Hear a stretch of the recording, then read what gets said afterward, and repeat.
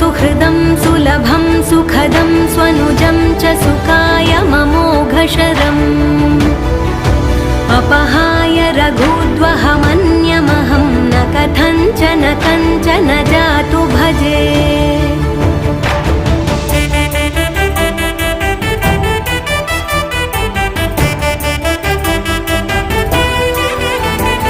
विना वेङ्कटेशं ननाथो ननाथः सदा वेङ्कटेशं स्मरामि स्मरामि।